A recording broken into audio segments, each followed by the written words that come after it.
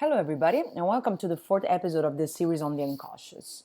We are starting now the second half of this project, and I hope many of you managed to find interesting information up until this point. Remember that you can always email me for any question or something is not clear, or even if you want to continue the conversation. I always find it inspiring to debate on these topics and to challenge beliefs together with someone else, so don't hesitate. Let's move to the topics of this episode. The unconscious of the future, that describes a common misconception about psychoanalysis, namely the focus on the past, and a different conception of the cure, in which we'll see some differences with other approaches in how they conceive the process of healing. So, as we just mentioned, there is a common misbelief about psychoanalysis that states that it defines an individual as someone who will be forever determined by his first years alive. This has the implication that the analysis ultimately consists in a rumination of those years, without the possibility of moving forward. But the unconscious is not something that is stored inside our memory, nor it's the container for all memories. It does have a connection with the past, but it's also connected to the future, because it's not the process of extracting things from the past. It's an elaboration, even a construction of the past. Let's say more about this, but first a premise. Let's look at symptoms as traces of some kind of conflict that happened in the past. These traces are a partiality of that conflict, a fragment. The totality of that needs to be reconstructed with the analysis. And this reconstruction is literally a subjective interpretation of the past. It's like writing a new past while discovering the old one. This interpretation of the analysis sees the analyst as both an archaeologist and a chemist, the expert of the past and the expert of bonds and connections, respectively. Freud said that what can be remembered or elaborated will repeat itself. So really the alternative to the analytical process is repetition, which is what we tend to do in life through our patterns. We don't understand the reason behind it, we haven't elaborated the origins of them, so we keep finding ourselves stuck with an unavailable partner, or always sabotaging ourselves, and with the same question repeated over and over.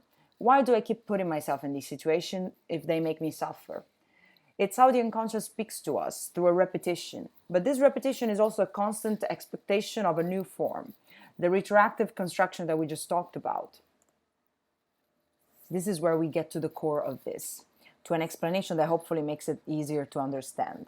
The process of reconstruction is fundamentally a process of reshaping. When those forces acted on us, those impulses, needs, desire, we receive them chaotically. The analysis gives us the chance to convert that chaos into a new shape. Recalcati uses the comparison with art to explain this better. When an artist is inspired, he doesn't necessarily decide what he will create, but he knows he has to. So inspiration doesn't really precede creation, but they happen together. The shape of the artwork happens with the force itself and is discovered, not decided up front. This is the mystery of sublimation, transforming a force into form. And this is why the unconscious is not the rigid, unchangeable reality of the past that determines the rest of your life. You have the chance to rework it. We will understand more of this with the next topic. Let's start from the couch. Even if now it's more rare to find traditionally conducted psychoanalyses on the couch several times a week, it is still interesting to look at why the couch was chosen in the first place. Because theories evolve, but their origins say a lot about the core values that they have. So the couch is there to break the conditions of a normal conversation, the way we are used to intend it. It highlights the fact that the conversation is not between two people, but between the subject and his unconscious, that the couch should facilitate to emerge by lowering the defenses. In this perspective, the analyst is just an opaque mirror. He does not return opinions on what the patient is saying, but instead what the subject is saying about himself without realizing it. So the analyst this way is not the expert that we seek because he knows more than we do. There is not an inherent imbalance between the one who ignores and the one who knows. Winnicott and Bion both say the same thing with different words. The analyst is not the expert. He is the one who intervenes to ask further explanations, the one with no memory or expectations.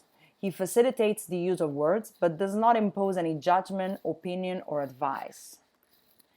This leads us to an interpretation of the cure, therapy if you will, that differs from many others. First of all, there is not any normality to go back to. Thus, the symptom is not an accident, something that made us deviate from normality. Psychoanalysis doesn't care about getting rid of the symptom per se, does not believe that there is an inherent good to pursue. It just seeks the truth of that symptom. And the critique to this in an era of evidence-based treatment is, how do I measure its progress if there is not a precise outcome to obtain? And this question, of course, assumes the good-bad dichotomy that we spoke about in the first episode, something that psychoanalysis does simply not agree with. This medical approach sees man as a biological mechanism, someone who needs to be protected and cured. This stems from an illusion of invulnerability from time and death, therefore to the assumption that if something doesn't work, it can and needs to be fixed. The psychodynamic view is less optimistic, we might say. Man is someone who will die, will most probably suffer, lose, grieve, age, and so on. There will always be something incurable in him, because life itself is not curable from death. Someone who dies will always have some tragic, unresolved, painful reality to come to terms with. This might seem a quite pessimistic approach, but it's realistic, and once accepted is not really more tragic than the illusion is. An illusion that we call hedonistic hygienism, and that owes its birth to the medical tradition of considering symptoms as dysfunctions.